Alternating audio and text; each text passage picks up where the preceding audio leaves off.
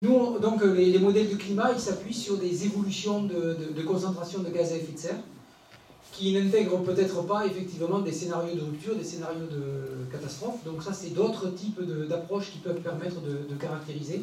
Donc voilà, donc peut-être, effectivement, il pourrait y avoir des choses différentes dans le futur qui ne sont pas représentées dans les modèles de climat que l'on utilise aujourd'hui. Donc je ne sais pas si le collègue de l'INRAE voulait... Oui, juste deux éléments par rapport à ta question. Je n'ai pas une réponse toute faite là-dessus, hein, mais ce qu'on sait quand même aujourd'hui, il y a des scénarios qui ont été faits, hein, notamment il y a pas mal de groupes qui travaillent sur l'azote de manière générale, et ça ne concerne pas que le climat dans ce cas-là, parce qu'on sait bien que l'un des problèmes de l'azote, c'est que les impacts sont multiples, hein, sur le climat, la qualité de l'air, la qualité de l'eau, la biodiversité, etc.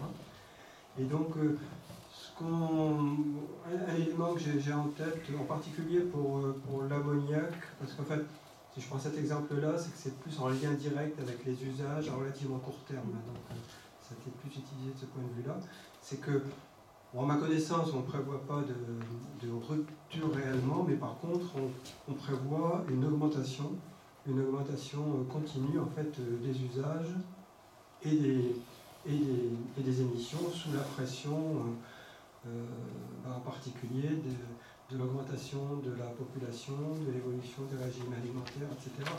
On sait que la demande, la production alimentaire va continuer à augmenter, la population, enfin, en lien avec la population, que les régimes alimentaires évoluent, et donc dans une évaluation qui avait été faite, je crois que pour 2050, c'était un scénario, on évaluait un doublement des émissions d'ammoniac par rapport à aujourd'hui, du fait de l'évolution du climat, plus il fait chaud, plus il y a des émissions, et du fait de l'augmentation de l'utilisation des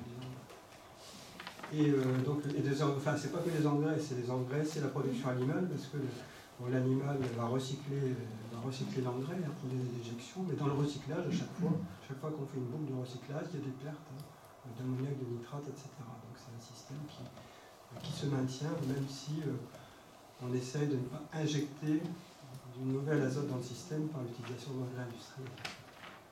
Et donc le deuxième élément, c'est ce que j'ai mentionné avant là-dessus, c'est que si on fait quelque chose par rapport à l'azote, on a tout un ensemble d'impacts différents, donc des politiques publiques différentes, qui, on l'espère, peuvent éventuellement rentrer en synergie, mais pas toujours. Parfois, ça peut être antagoniste. Donc il y a une voie à trouver sur l'azote, et c'est pour ça que notamment il y a des groupes de travail aujourd'hui, et il y a des groupes de travail et des politiques publiques qui essaient justement de conjuguer ces différents effets, pour ne pas mettre en place des politiques publiques sur la qualité de l'air qui soient antagonistes d'autres, mais plutôt essayer de prendre en compte l'azote dans sa globalité.